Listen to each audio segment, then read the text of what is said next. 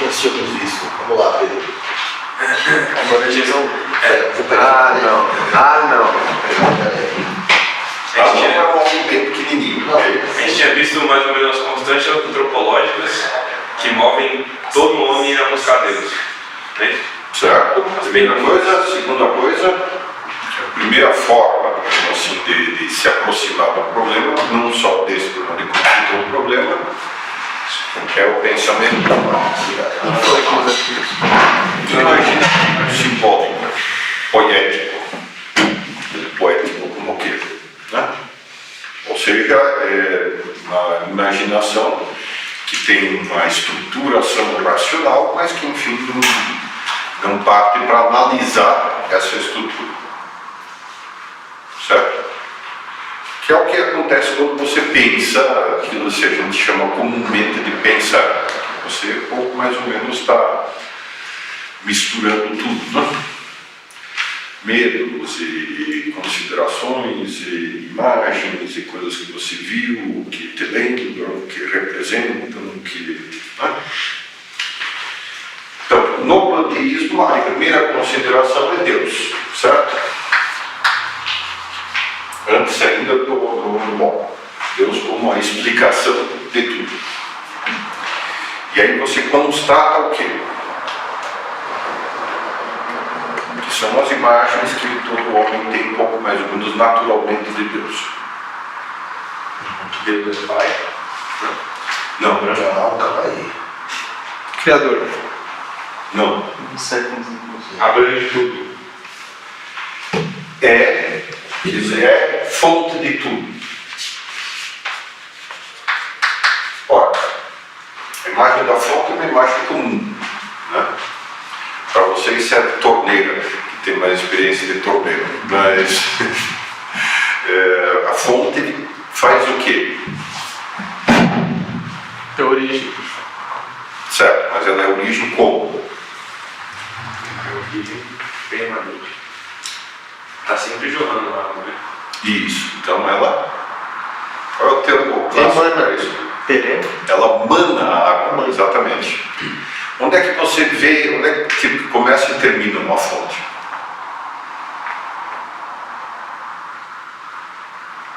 Você diz, não, até aqui vai a fonte e aqui começa o riacho. No buraco. Tão claro assim? Recomendo vivamente que vocês vão até a fonte do Tietê, por exemplo, que fica em Mogi das Cruzes, acho que um pouco mais, Salesópolis. Vale a pena dar um pulinho lá assim. E aí? Já tomei banho no Tietê. Onde é que começa e onde é que termina? É a limpinha, não é a tietóide ainda, não. Não dá para saber. Não dá para saber, exatamente. Portanto, há uma continuidade. Portanto, você pensa no processo Deus como realidade frontal, com essa realidade aqui com você, como um processo de origem contínua, portanto, um processo de emanação. Até aqui, beleza? O que em você serve de modelo para esse processo de emanação? Essas são construções imaginativas. Não, porque qual é a diferença do ativo? Ativo.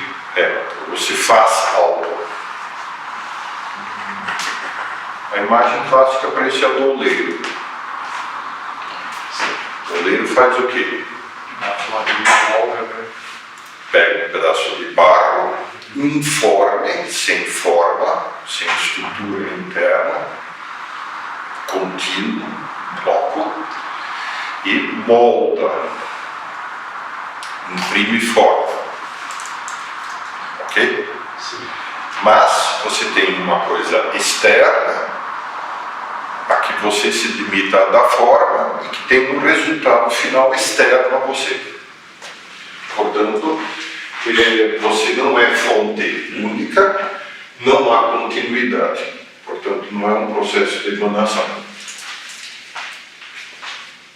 isso se associa, o processo de emanação em você se associa com o quê? O que você está continuamente produzindo. A voz. A voz. A fala. E antes da voz, Inspiração. as ideias, o próprio pensamento. Então, a relação entre Deus e o mundo é uma relação de pensador e pensado. É uma relação, podemos chamar de pensamento ou de sonho. Há um provérbio que diz: enquanto Brahma sonha, os deuses são. O mundo é um sonho de Deus, um processo interno de Deus, dentro do próprio Deus. Dá para entender isso ou não? Você é um pensamento de Deus. Tudo é um pensamento de Deus. O que significa que, de fato, Tudo é Deus. Tudo é Deus. tudo é Deus. Tudo está dentro de Deus, como qualquer pensamento seu está dentro de você. Certo? Então, relação pensamento e pensado. Essa é a relação entre entre Deus e o mundo. Sempre há, quer dizer, o pensamento e o pensado são um processo, um produto, mas os dois se identificam continuamente. Sim? Há uma continuidade. Beleza até aqui? Terceira coisa, dentro disso, você olha para a natureza, você tem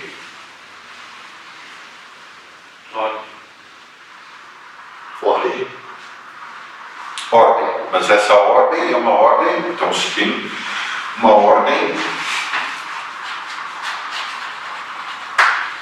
racional, que aliás você corresponde ao pensamento também, a um pensamento.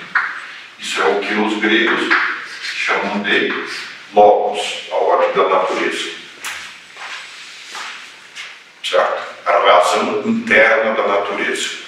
Portanto, a ordem ou sequência de fatos na natureza. Mas essa sequência de fatos, para qualquer pessoa mais exposta a um ambiente natural do que artificial, como era toda a humanidade até meados do século XX, o que acontece? Essa ordem é entendida como Algo cíclico. Algo que era cíclico. cíclica, exatamente. Então a ordem é cíclica.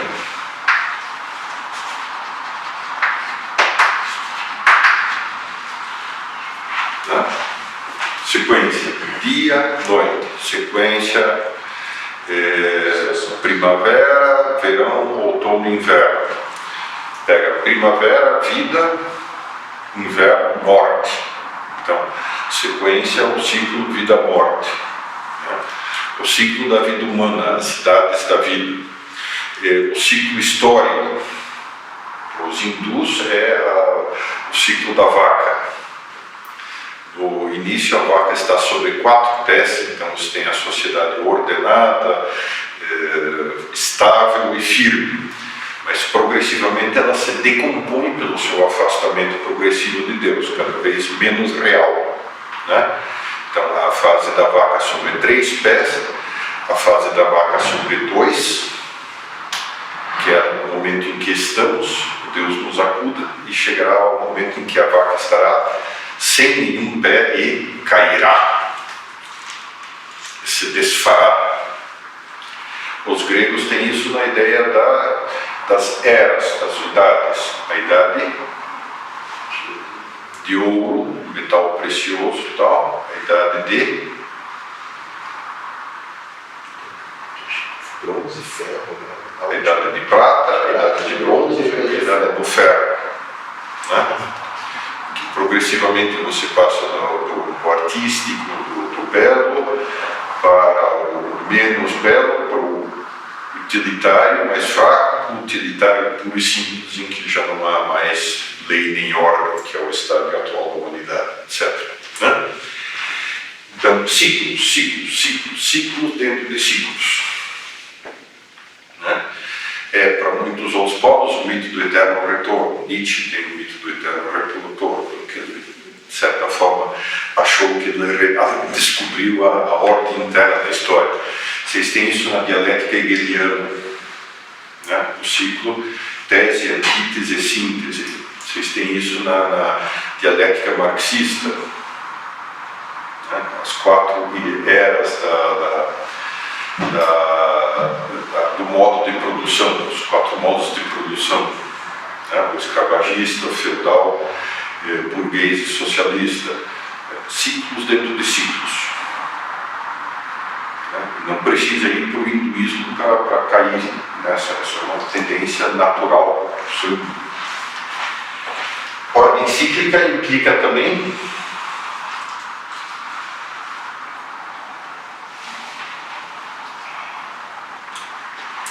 graus de ser.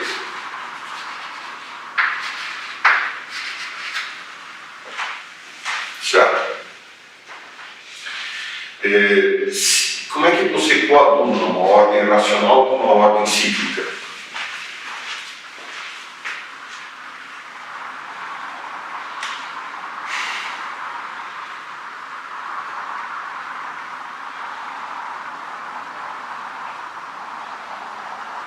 Todo mundo produz, pensamento produz em primeiro lugar o quê? Qual a primeira coisa que você conhece? As coisas concretas. As coisas concretas. Não.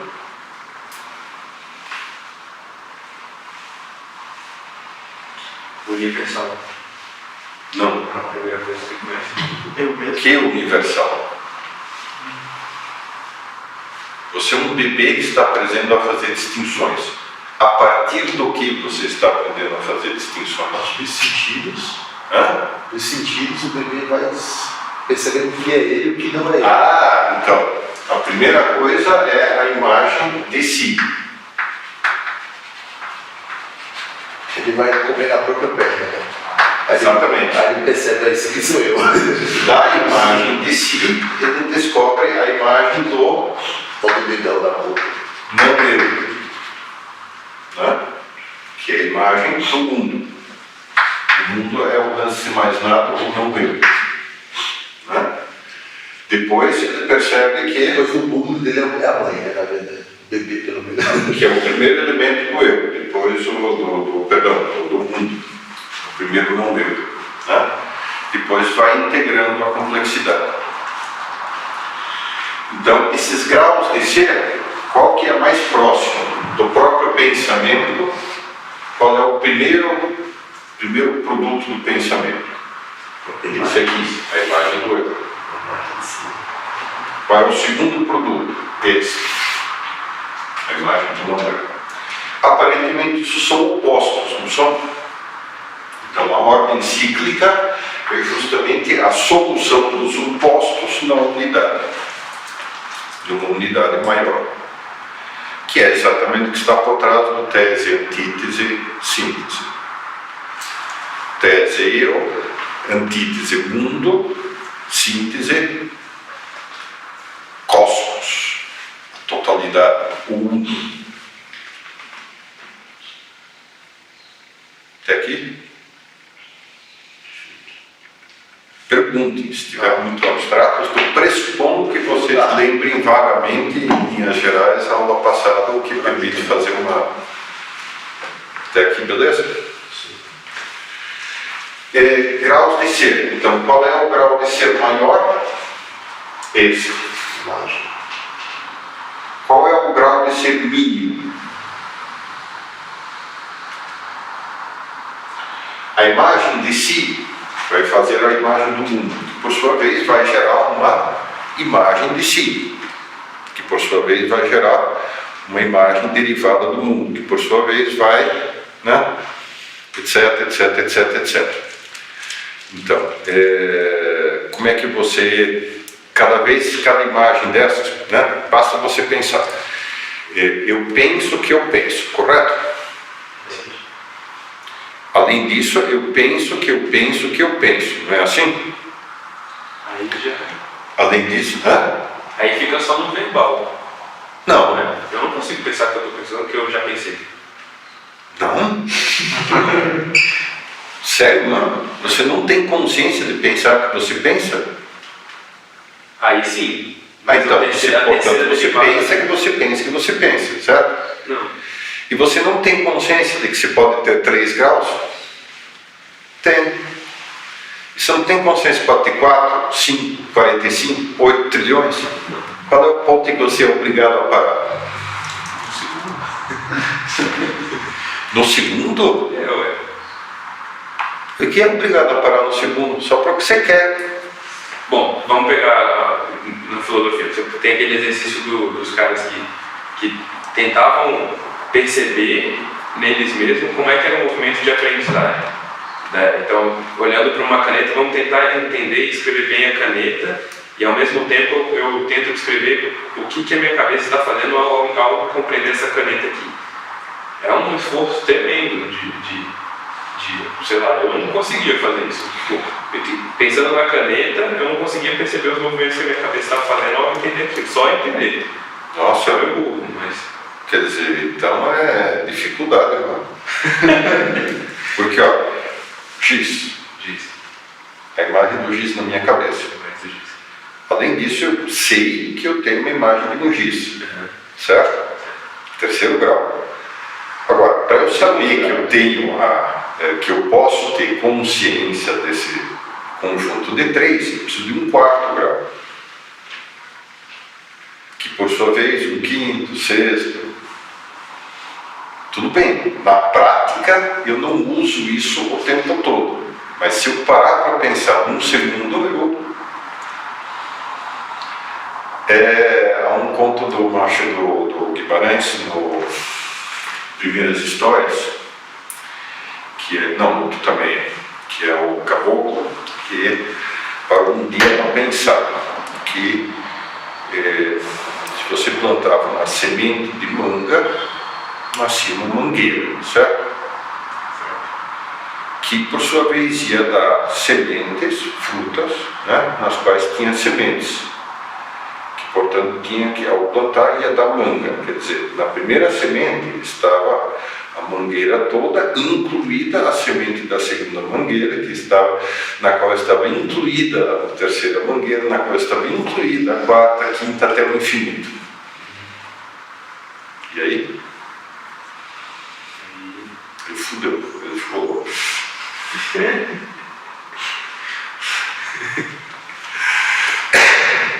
Em princípio, a possibilidade de você perceber que em você está o conhecimento de todo o conhecimento, como possibilidade, não como realidade. Sim.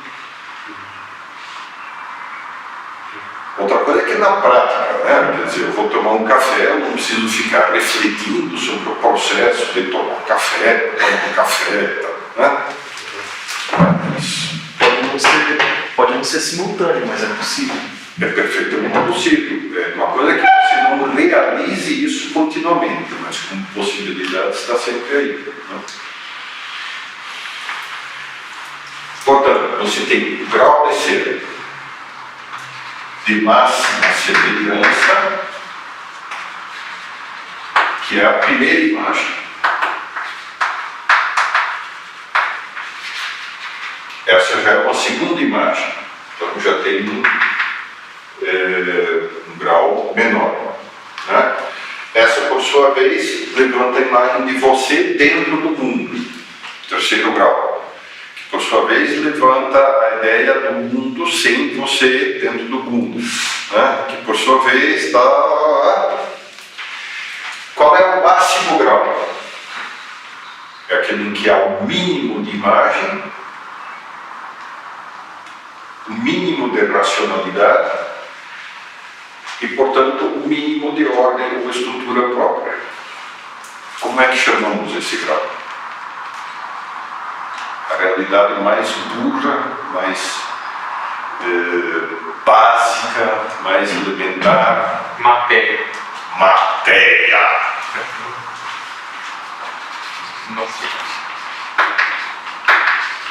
Que é o grau mais baixo. Mas você tem uma continuidade entre esses graus de ser. Você que adora a trilogia cósmica do Lewis, e colocou um quadro do Lewis dentro da porta do seu armário e tudo, ia sendo uma velhinha para ele, há de lembrar-se que ele fala dos anjos como se eles tivessem uma certa materialidade. Isso é um pensamento muito comum que deriva dessa visão panteísta, que está, por exemplo, no neoplatonismo, que influenciou fortemente os primeiros autores cristãos, padres da igreja, a de entender o mundo espiritual como um mundo material, com graus diversos de abstração, com graus diversos de espiritualidade, mas uma continuidade entre espírito e matéria. Está também nos alquimistas, que são neoplatônicos. Vocês, por exemplo, vão lá na farmácia e compram essência de rosas. Por que vocês compram essência de rosas? Vocês compram a essência da rosa no sentido aristotélico? Aquilo que a rosa é? Só o cheiro. Mas por que o cheiro é chamado de essência? Óleos essenciais. Porque está dentro da rosa, porque ele é tirado de dentro da rosa, é extraído da rosa. Então, os alquimistas pensavam que se você redestilasse as substâncias materiais um número suficiente de vezes, você chegaria na essência espiritual delas, que é essa ideia da continuidade entre espírito e matéria. Por isso eles têm processos de refinamento infinitos, de destilação, da destilação, da destilação, da destilação, até que chega um momento em que tudo o que não sai mais nada de diferente na destilação, aí é a essência. Certo?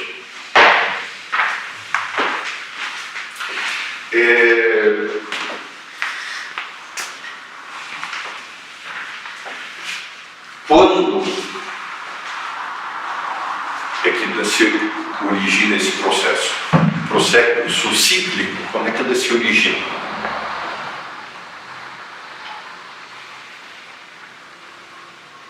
A partir do momento em que Deus faz a primeira imagem desse mundo. E qual é esse momento? É a mesma pergunta, né? O processo cíclico se origina quando? Ou seja, tem um círculo, qual que é o ponto inicial dele?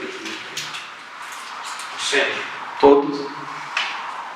O centro está fora do círculo, Mas todos os pontos são equidistantes a ele. Né? mas o centro está fora do círculo, não faz parte do círculo. Não. Mas não se inicia nele. Qual é o ponto inicial do círculo? Aliás, círculos muito diferentes podem ter o mesmo centro. Círculos muito diferentes podem ter o mesmo centro, viu, trouxa? Verdade, mas aí o raio tem que estar definido.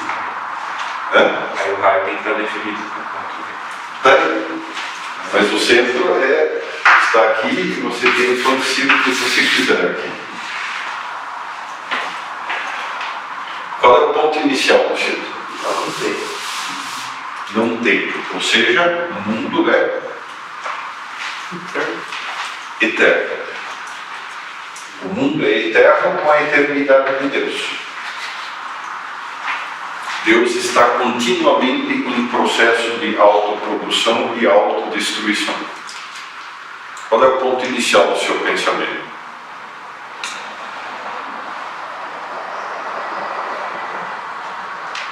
Mas então, o Deus, para eles, não tem qualquer personalidade, porque senão o ponto inicial seria um ato de vontade. É difícil você pensar num Deus propriamente pessoal dentro desse esquema. Como é poético, se pode atribuir, mas se você raciocinar assim, vamos até o fim. Tanto assim que no hinduísmo a tendência é você dizer que Deus é uma força ou uma lógica ou uma espécie de grande matemática do universo, né? De certa forma, Deus se identifica com o Logos. Ok? E o budista vai chegar até a conclusão máxima. Se Deus é pura lógica, mas essa lógica em si não tem fundamento, uma pessoa, em alguém que pensa, então Deus Uma lei. nem lei, é a roda da fortuna, a roda das reencarnações, né? Essa também é uma imagem clássica, tanto grega, a roda da fortuna chamada, quanto budista, asiática, né? Mas se Deus é só essa roda e essa roda gira no vazio, então Deus no fundo é nada. Ser e não ser são mera aparência.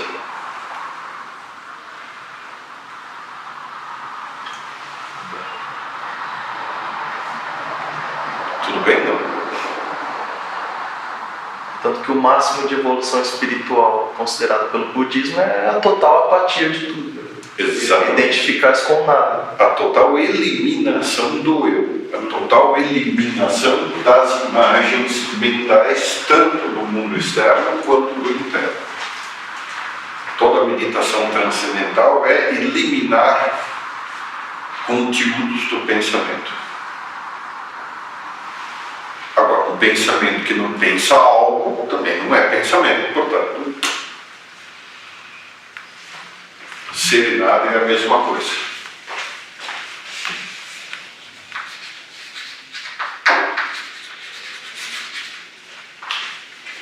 Depois,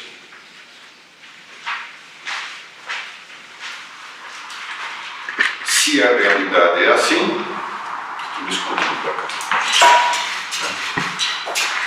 E aí, se a realidade é assim, por que o Gustavo, por exemplo, tem essa chatice toda de ficar me perseguindo com a câmera o tempo todo? Né?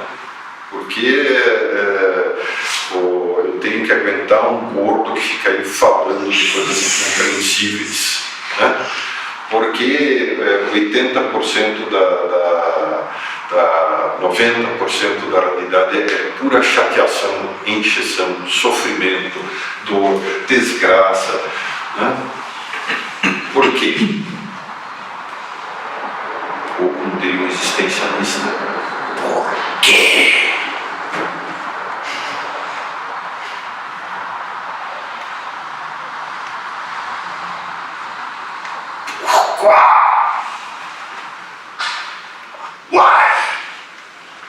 E aí?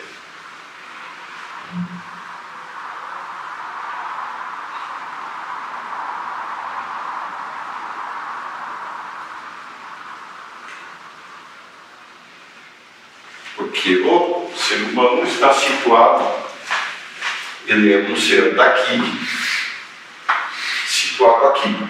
Está numa situação de exílio ou afastamento, ou deslocamento, ou ferrou, ou inferno, ou desterro ou pecado. Né? Agora, o caminho do retorno se dá como? Libertação da matéria. Exatamente. Por uma ascensão espiritual que conduza o cara a estar cada vez mais longe da matéria e a ser cada vez mais puramente espiritual. Ora, se o pensamento se identifica com Logos, no fundo a ascensão se dá por conhecimento mais profundo. Gnoses. Daí a expressão gnósticos, aplicada aos hereges cristãos com essa tendência panteísta. A redenção não precisaria da morte de Cristo na cruz, não precisaria de luta interior, não precisaria de atos da vontade, e sim do acesso ao conhecimento que dá a chave do mundo. O acesso ao próprio conhecimento divino. Aí, onde está esse conhecimento, tem todas as variantes que vocês queiram, né? Nas pirâmides do Egito, nas proporções das pirâmides do Egito, nos 7 sábios do Tibete, que guardam numa gruta fechada, tal, na interpretação hermética do Antigo Testamento, na interpretação hermética das proporções do Templo de Jerusalém, nos segredos da alquimia, nos documentos esotéricos de Hermes Trismegisto, que é um neoplatônico do século VI ou VII, né? Na Tábula Esmaragdina, enfim, escolha, nos escritos de Marx, nos escritos de Hegel, na ciência que desvela os segredos da matéria, escolha, né? Sonhos da Freud. Nos sonhos órficos e tal, na interpretação dos sonhos, ou na doutrina de Freud, enfim, escolha, não tem, né? Podem escolher a fonte do conhecimento esotérico que faz a salvação. Nos escritos de Buda, no Ramayana, não tem problema, mas qualquer fonte é arbitrariamente escolhida, se escolhe porque se gosta dela, né? Então a redenção é uma ascensão espiritual pelo conhecimento. Oculto, divino, né? É o conhecimento chamado de gnose. O restante são métodos para você chegar à gnose. Então a yoga, por exemplo, yoga, a palavra hindu, yoga significa, mesmo a raiz da palavra latina, Minha filha resumiu. yugum, o jugo que se põe no boi, a cangalha que faz com que o boi puxe a carroça. Novamente a vaca, né, como símbolo. A yoga são o quê? Técnicas de acesso à gnose. E aí você tem as técnicas padrão. Essas técnicas podem ser Hatha Yoga, que é exercícios corporais, respiratórios, etc. Você tem a meditação transcendental, pela oração, você tem pelas obras de misericórdia, você tem pela ascética, né? Os famosos ascetas hindus, que falam, o problema é eliminar o corpo mesmo. Então o cara que cava a faca e tal, né? Ou dorme em cama de pregos, ou muitas delas também, quer dizer, em certo momento fica, enfim, daqui a pouco já comentamos, né? Ou o cara que existe isso, o cara que abre um buraco, bota a cabeça lá dentro, ele passa 6 meses com a cabeça dentro do buraco, só dentro, né, da terra, só com 2 canudinhos para respirar lá fora, cultiva piolho sobre o corpo, tudo vale para eliminar a matéria que atrapalha o pensamento, né? E existe a via paradoxal também, ou seja, para você se libertar do corpo, entregue-se a ele, pratique todos os vícios no grau máximo que você adquirirá por eles, um asco e um tédio que não tem tamanho. Beleza até aqui? Então tudo isso são técnicas, mas técnicas relacionadas com isso aí. Bom, por isso aquela visão do mundo. Agora vocês aplicam isso e aí o que sai é uma visão do mundo que é: aqui está Deus, a primeira imagem de Deus, a segunda imagem de Deus, ou então esferas divinas, todas as graus possíveis, um processo de emanação que tem uma saída de Deus, que é um processo de lógica, que pode ser chamado de analogia positiva ou negativa. O processo do retorno a Deus não são processos temporais, é um processo cíclico, né? Tanto pode ser entendido de maneira pulsante. Lembram a ideia do universo pulsante atual na física, a teoria antiquíssima, hindu, como pode ser entendido como um processo de contínuo de autoconstrução de Deus.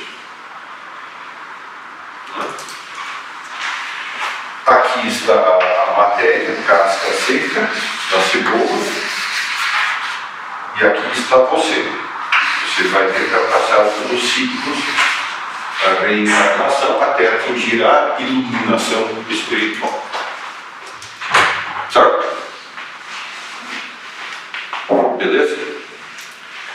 Qual é o pequeno problema desse modo de pensar todo? Você é igual a nada. E portanto, Contraditório. desenvolve. Não. É como se ele não ser. Não é. Justamente o contrário de lógica, quando a gente diz. Isso. Então, esse tipo de pensamento vai ser suicida. No sentido mais literal, quer dizer, é um pensamento que se autodestrói. Claro que pode ser mantido historicamente por décadas, séculos e milênios, literalmente, mas não como uma unidade, e sim como uma visão parcial, né? Então, por exemplo, você vai ter uma subdivisão de pessoas que se limitam a adorar os espíritos locais. Você tem a versão animista ou fetichista, né? Que você se limita, bom, sei lá, tem todo esse mundo espiritual aí para cima, mas quer dizer, o cara que realmente me importa é o responsável, é o espírito ou Deus responsável pela cidade de São Paulo. Os livros são isso, né? Então, exatamente. Deus é a sua cidade, tem 1 milhão de Deus. Né? Esse é o que me protege ou me sacaneia assim seriamente. Então, né, o medo é que eu tenho que me entender. É o chefe da droga local, né? Tenho que me entender com o chefão da droga aqui. Os outros, olha, né? No máximo responsável pela chuva. Sabe, alguns assim um pouco mais, mas, né? Então, dessa forma dá para se manter, especialmente se você não tem uma sociedade em que você tenha escrita, em que você tenha filosofia, em que você tenha uma continuidade histórica da crítica, do pensamento crítico, né? Ou então, na forma disso, também você vê muito, a imensa maioria das pessoas não é que reflitam com clareza sobre a sua imagem do mundo, sobre a sua cosmovisão, né? Ou sobre a sua religião. Simplesmente dão por aceita e tocam o barco. Uma das coisas mais difíceis, uma das grandes áreas em que o pessoal tem mais dificuldade é tentar entender realmente a religião. Então ele se limita ao problema de quanto eu vou ganhar no fim do mês, onde é que eu vou almoçar, o que está dando na Globo, o que eu tenho aqui que eu tenho que me ater, qual é o carro que eu vou ter neste ano, ou seja, você atende as preocupações práticas. E isso, você está numa idade ainda em que isso é muito fácil de combater. Mas depois que o cara tem 40 anos e vai começar a refletir, é um abalo na personalidade. Tá? Tanto assim que sempre os filósofos foram um tiro no saco, socialmente. Né? Sócrates foi condenado à morte por causa disso. E Thomas More, em ampla medida, por causa disso. Coerência, em termos de pensamento, é algo, digamos, que desperta ojeriza da parte de uma grande maioria de pessoas. Então, a versão politeísta, isso aqui funciona. A versão fetichista, animista, próxima aqui, né, o espírito dos mortos, dos meus familiares, ou seja, esses caras aqui, tudo bem. Né? Aí dá para a gente se entender. A versão panteísta, mais geral, se o cara não pensar muito, dá para sustentar. E a versão panenteísta, isto é, tudo é divino, Deus é uma espécie só de lógica por trás de todas as coisas, Deus não é alguém. Essa ainda também é relativamente fácil de sustentar, como uma espécie de beiradinha assim, na consciência da pessoa. Né? Algo que está aí, mas que não vamos entrar vai complica. Né? Tem um amigo que para mim foi a representação perfeita desse estado de espírito, né? Que trabalhava numa empresa de fabricação de papel, era vendedor de papel. Então, e tinha sido testemunho de Jeová. Aí depois, sabe como é que é com a vida? Final da adolescência, começo da juventude, se afastou, depois, enfim, precisava ganhar vida, casar, filho, padrão, né? Precisava seguir o padrão. Mas ele se dizia ateu, vagamente ateu, assim, genericamente ateu, né? Aí um dia ele me disse, sabe onde é que eu vou nesse fim de semana? Eu digo, não, então quando é que você vai? Ele disse, vou lá em Aparecida. Eu digo, mas não, pô, você que se diz ateu, você que era testemunho de Jeová, agora vai a Aparecida fazer uma romaria para Nossa Senhora, né? Olha a coerência. Ele diz, minha mulher chega uma promessa, eu não sei se existe ou não existe. Agora, vai que tem, né? O panteísta funciona sempre bem no esquema vai que tem, né? Ou seja, um vago receio do sobrenatural. Aliás, é interessante ver como o cinema regularmente trata o sobrenatural como algo problemático, demoníaco, parapsicológico, uma ameaça potencial que em alguns casos explode. Né? Então, o vago receio sobre o qual é melhor não pensar muito, mas fazer assim os gestos de... Os agradinhos. Os agradinhos convencionais, porque vai que tem. Então você vai em missa de sétimo dia, assiste casamento, né? Está cheio de católico nominal que na verdade é panteísta prático, assim. Recebe um passe, né, de vez em quando. Recebe um passe, como diz o personagem do Guimarães Rosa, religião para mim quanto mais melhor. Espírita, protestante, católico, tal. Vai que tem, entende? Vai que está certo. Mas pessoa de divindade realmente funciona. Como é que é? A pessoa de divindade realmente funciona.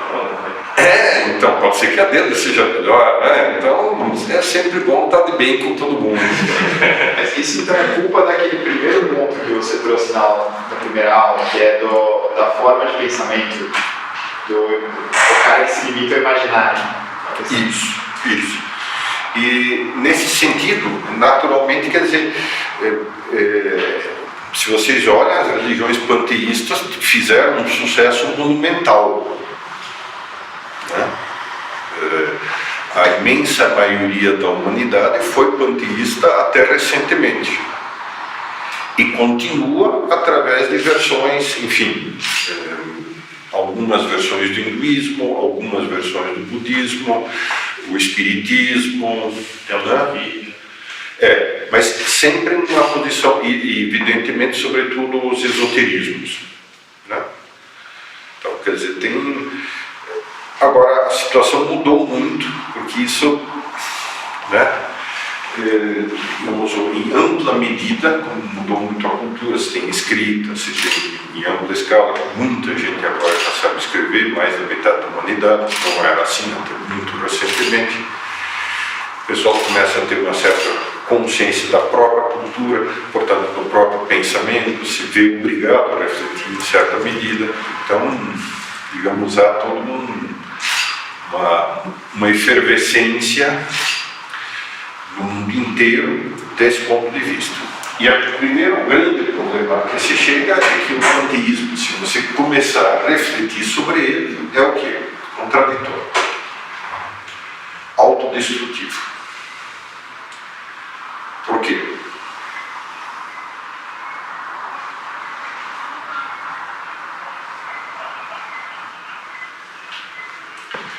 Se ser e nada é a mesma coisa, então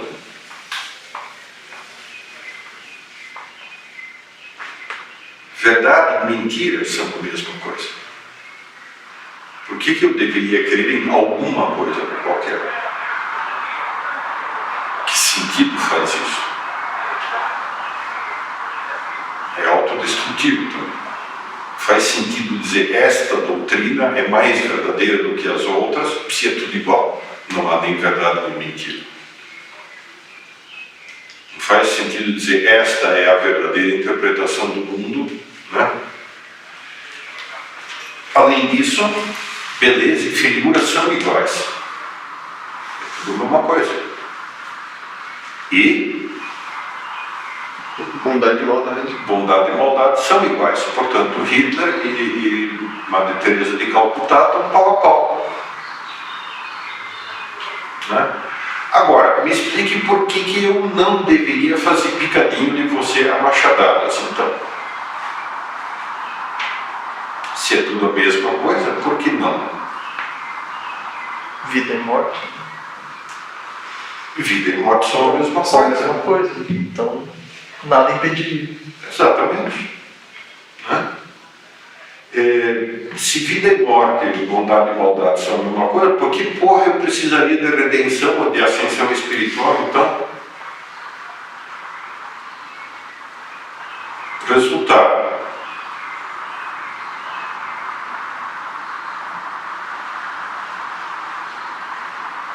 Tá errado, ponto final. Não, é que se eu realmente por 2 segundos parasse para pensar nisso, a sério mesmo, né? Quer dizer, por que cargas d'água eu deveria aguentar toda a encheção de saco para ter 3 momentos de alegria na vida? Como dizia tem uma citação sensacional feita por um psiquiatra espanhol de um sultão Abderramán III, sultão de Córdoba, né? E o sultão no seu testamento escreve: diligentemente anotei todos os dias em que eu fui feliz ao longo da minha vida.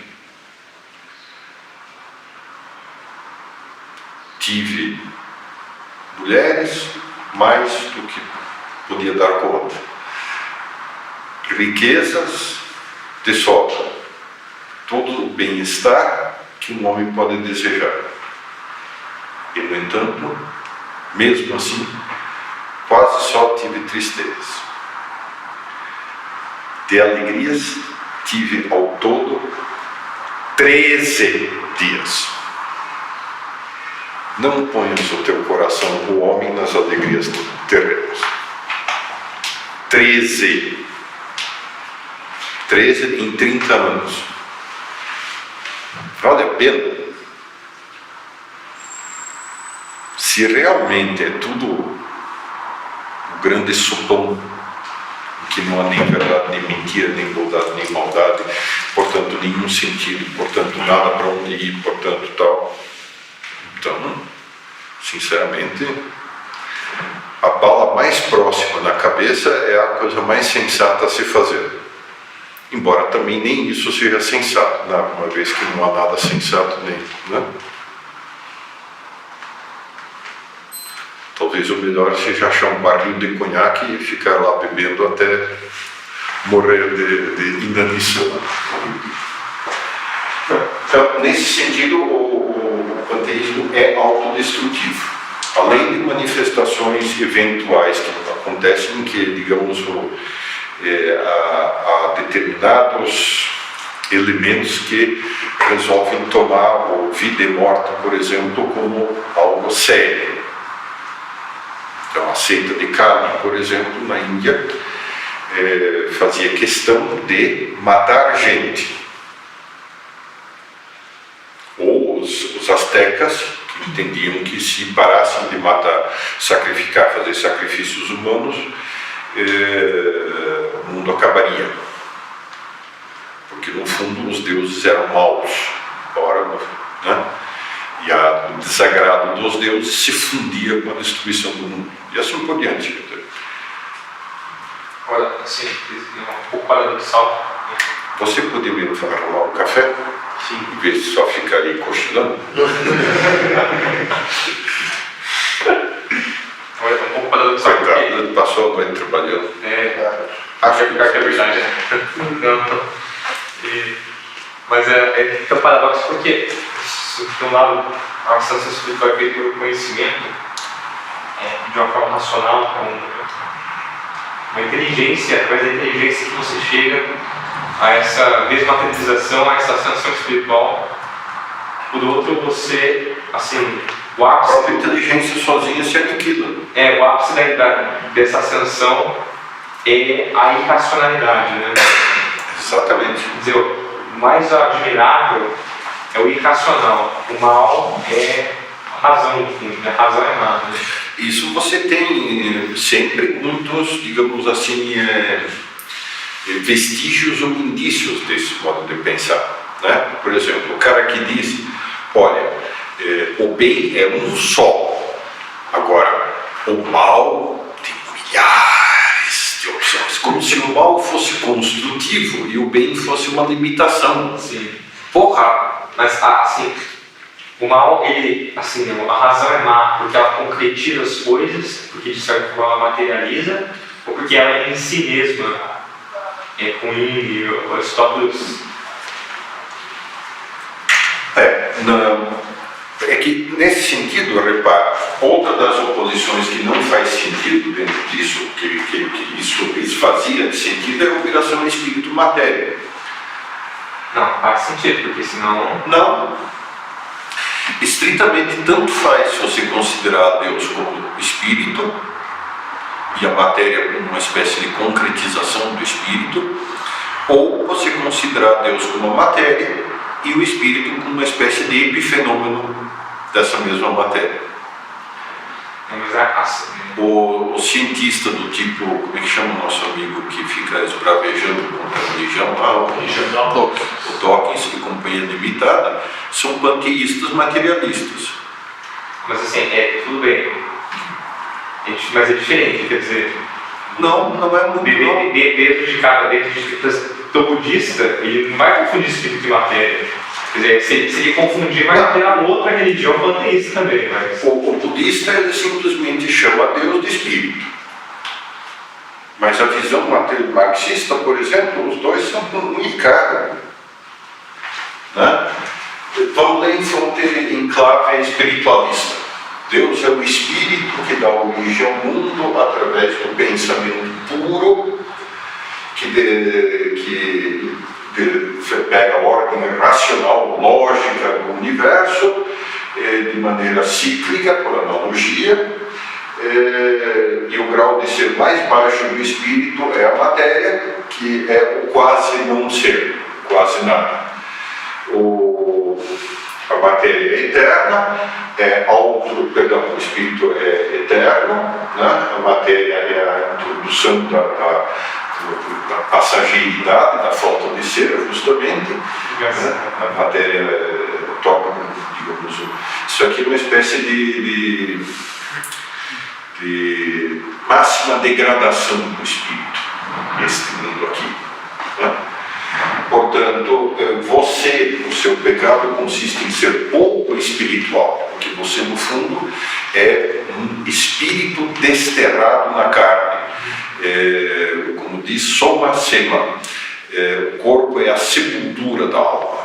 Agora está enterrado aqui nessa espécie de lama pegajosa, né? E precisa tentar se livrar-se das aderências nojentas do pântano que estamos. Agora sim, e se você for fazer uma visão, você vai fazer a mesma coisa, só que agora com a matéria. Mas só que você vai criar uma outra coisa. Tem como se a matéria é a totalidade do universo e a fonte de origem do universo. A matéria é auto-organizadora. Sim. Se organiza por si mesma em prótons, nêutrons, elétrons e não sei quantos. Essa é a estrutura cognoscível racionalmente, quer dizer, a própria organização interna, a matéria tem leis, que chamamos de racionalidade. Ela forma um universo que é a totalidade do ser, que é pulsante, né? Passa por ciclos de Big Bang e Big Crunch, né? Para explodir em novos Big Bangs, ou eventualmente, também tanto faz, pode ter 1 milhão de Big Bangs surgindo a partir do nada, né? Se matéria e nada são a mesma coisa, no fundo a matéria é a mesma coisa que energia, e os dois são duas manifestações de campo, que por sua vez não é nada em última análise, né? A matéria se organiza em graus de ser, quarks, fótons, partículas subatômicas, átomos, moléculas, etc. e tal, né? 28 graus, se eu não me engano, acho que é a última versão matemática. O pecado é só uma aparência original da matéria e justamente a questão do pecado se dá na consciência que a matéria toma de si mesma, né? E com isso cria problemas. Agora, o problema é que se você assumisse que você não passa de um amontoado de glicoproteína, né, e que o máximo prazer a felicidade consiste em comer, copular e morrer, como diz o poeta, acabou os seus problemas. Legal, só que elimine a religião, elimine a lei, elimine a moral, sobretudo, essa pedra de escândalo que faz com que você sofra permanentemente de sentimentos de culpa tortos e nojentos. Assuma a sua pura materialidade e você será plenamente feliz. E qual é o caminho para você chegar a isso? A gnose, o conhecimento profundo revelado pela ciência, pelo Richard Dawkins, que mostrou que você é apenas um amontoado de genes egoístas que usam o seu corpo. O seu eu é uma ilusão usada pelos seus genes para se multiplicar. Não, é maravilha, só que isso não tem nada a ver com o budismo. Quer dizer, tem a ver com o que usa a mesma estrutura de fundo. Tem nada a ver com o quê? Não tem nada a ver diretamente com o assim. Eu falei de uma forma errada, no fundo. É que, para esse sujeito, a matéria e o espírito são diferentes. Ele tem uma diferença, não é igual. Podemos falar para esse sujeito é igual. Porque o budista não é igual. É diferente. O budista não, mas quer dizer, o panteísta você tanto faz. Você tem uma versão assim ou uma versão assada. O modo de pensar é exatamente o mesmo. Quer dizer, entendi onde você quer chegar. Quer dizer, pode virar. Quer dizer, eles podem dizer, não, eu sou um cientista exato, perfeito, realista, que conhece a realidade. É muito difícil. Né? São panteístas do mesmo jeito que o hindu é um panteísta. E outro diz, não, eu sou um espiritualista, eu tenho consciência das exigências do espírito. Mas na verdade o que você disse é a mesma coisa. Entendi. Está usando palavras diferentes para conceituar a realidade, mas quer dizer, são rótulos. Existiria o sinal trocado, me parece que valeria 100%, porque para esses caras o espírito existe também dessa forma, só que a diferença é que o espírito é criado por nós, o ser material, como uma coisa falsa, mas é uma criação, existe daquela forma, né, de como... que não é isso, né? É um atomismo, né? Exatamente. É interessante. É engraçado, né? Deus, você tem esse grau máximo de ser, e a matéria ser quase grau mínimo, quase nada de ser. Em tese, a matéria é má, o espírito, então, é um bom. Aí cai no espiritismo, O espiritualismo, melhor. E, só que ao mesmo tempo, como tudo é Deus, a matéria também é Deus. Então a matéria, embora ela seja má, ela também é boa. Então você abraçar a árvore, voltar a ecologia, o meio ambiente, a natureza tem um valor em si próprio, né? Um valor intrínseco a ela, que deve ser respeitado. Engraçado isso. E tem uma distinção dentro do ser de Deus, tem graus de ser, né? Existe o Deus é puramente espiritual, aí tem o mínimo grau de ser, que é a matéria. Aí depois Você pega os marxistas e companhia e se inverte exatamente. Quer dizer, você tem o máximo grau de ser, que é a matéria, e o mínimo grau de ser, que é o mero epifenômeno, uma mera aparência de realidade, que é o pensamento, o espírito, a mente. Mas se a gente chega naquela conclusão de baixo, fala que o ser é nada, como é que a gente continua mantendo essa diferença? É que se você eliminou todas as oposições, no fundo você sempre vai cair que o ser é nada. Por isso o panteísmo sempre tem uma forte tendência a decair num niilismo absoluto, negação de todos os valores e, portanto, às vezes até na afirmação violenta da morte. Quer dizer, não é à toa, por exemplo, que os nazistas e os comunistas fizeram campos de concentração, cuja principal finalidade era matar. Não é à toa que o elemento panteísta na sociedade ocidental, representado pelos cientistas, um certo tipo de cientistas, tenha como uma espécie de meta fanaticamente promovida o aborto, o assassinato. Quer dizer, há um autêntico ódio da vida, que não é que está em todos os panteísmos, em todos os panteístas, mas que é um risco, uma espécie de tentação permanente do panteísmo. Porque se ser é nada, por que não o nada? Por que não fazer prevalecer o nada de uma vez?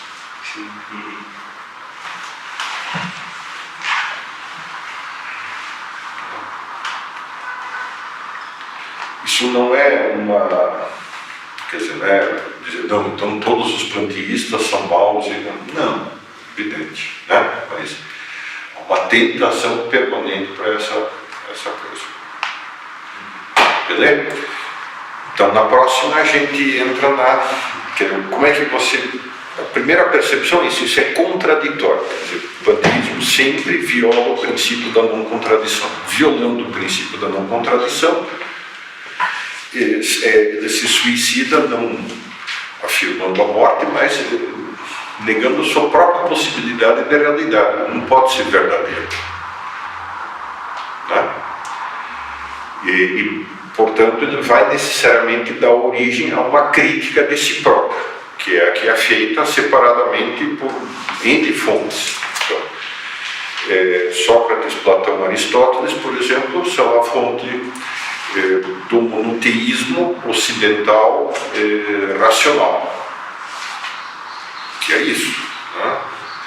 São, em princípio, de origem seriam panteístas, mas começam a refletir e chegam à conclusão de que não dá. Não dá para sustentar o panteísmo. Akhenaton no Egito, mesma coisa. Então, curiosamente, são sempre indivíduos. Ao passo que o panteísmo não tem uma origem, são montes de caras fabulando, os monoteísmos racionais ou tal têm origem. Então, Akhenaton no Egito, Moisés, há um determinado tipo de hinduísmo que fez exatamente a mesma experiência. Bom, vamos sentar aqui, nisto. Isto aqui é claro, visível e observável. Né? Então, há uma versão monoteísta do hinduísmo, que tem um fundador concreto, um lógico do século XIII ou XIV, que eu não sei o nome agora. Tem Gandhi, Neruda, mais alguns, né, foram monoteístas hindus no século XX. Então, você tem várias fontes que tentam e começam a criticar e acabam dando em monoteísmo. Né? E isso é diferente do chamado monoteísmo primitivo, que isso na próxima a gente já verá. Né? Então, só queria deixar isso. Quer dizer, uma característica, outra tendência clara que o panteísmo conduz é levar indivíduos a questionar os seus fundamentos e a perceberem a contradição e, portanto, a formularem a necessidade de um pensamento monoteísta. Beleza? Como isso se dá, vamos na próxima. Beleza? Dúvidas? O arianismo também não tem uma... O arianismo não se identifica também com essa questão de... Quem? O arianismo. O Ario lá. Sim, o que tem? Que eles também matavam as mulheres. Que São os católicos. O arianismo do Búfilas, né, do Germano, mas aí você, no fundo, tem uma pseudo-cristianização de um panteísmo germânico antigo, né? Não chega a ser realmente cristianismo aquilo lá. E, aliás, os avatares históricos acaba caindo no nazismo, isso aí, acaba desembocando no nazismo. O Ario lá no século... Construído de Zéia e tal. O Ario teve um discípulo que estudou em Bizâncio, que se chamava Búlfila, que era um saxão, se eu não me engano, o qual, por sua vez, se converteu, se fez bispo, ariano, voltou para sua terra, totalmente isolada, criou lá um pseudo-cristianismo panteísta ariano, por isso que chama ariano, por isso que mais tarde os nazistas vão se chamar arianos. A tribo germânica que mais se identificou com o arianismo eram, por brincadeiras da história, adivinhem só, os vândalos, que invadiram a África e, em última análise, fizeram o que lá? Genocídio, tábula rasa geral dos cristãos.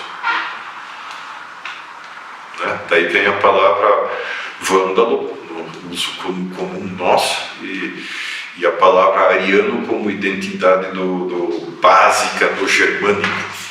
Né?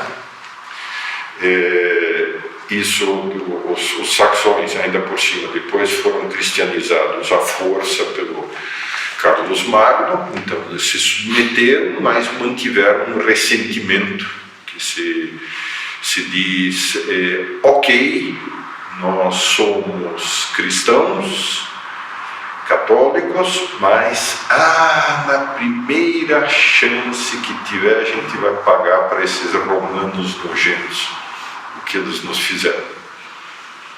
Né? E isso explodiu primeiro no protestantismo, na revolta do Lutero, que começou na Saxônia, não por acaso. Você está falando que Lutero, por causa de um ressentimento guardado durante séculos contra os romanos. E não? Não sei, eu estou só questionando. É isso que eu estou entendendo certo? Sim. O germe da ideia, né? Ressentimentos, olha, de séculos.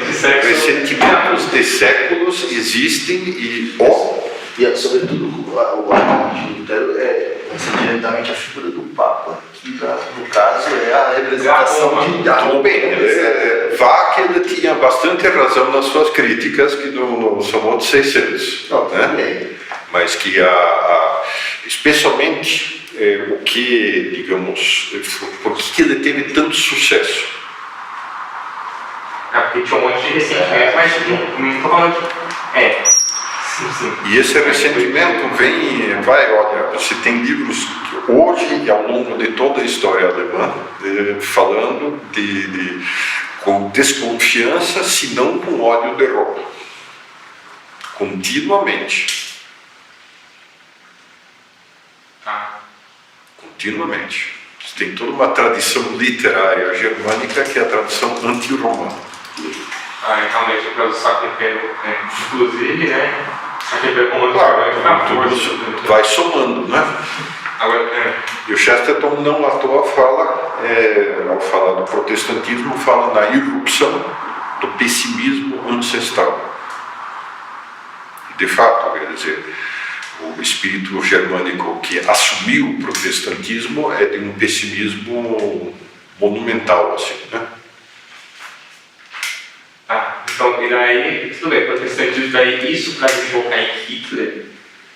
Ué, sabe o que o Hitler queria? Vamos terminar com a prevalência da raça pura dos germânicos. Claro, de onde? Da germanicidade, de onde? Quem fez com que houvesse sequer o conceito de que aquele bando de tribos formava uma nação? Mas por que assim, ele fez uma salada de fruta, na verdade? Fez uma salada de fruta, quer dizer... Claro, mas acompanhe a história do protestantismo. Você vai ver que no protestantismo, especialmente no alemão, você vira e mexe, cai no panteísmo. Vira e mexe. Protestantismo. Direto. Por exemplo, eu entendo isso, até concordo com essa construção histórica, de um movimento panteísta que surgiu. Não, Goethe, por exemplo, é panteísta. Kant, dependendo de como você interpretar, é panteísta. Leibniz tem pontos em que ele praticamente é panteísta. O movimento renano, os místicos alemães são todos panteístas. Né? Não é fácil seguir a linha histórica ali. Sim. Depois, então, por um lado é isso. Por outro lado, quer dizer, Hitler quer afirmar a germanicidade e quer criar uma igreja da nação alemã. Sim, criou de fato. Criou de fato. Mas... E aí, quanto foi a adesão? Total. Não foi total, mas foi... Entre os protestantes foi mais de 60%. Entre os católicos, menos de 20%.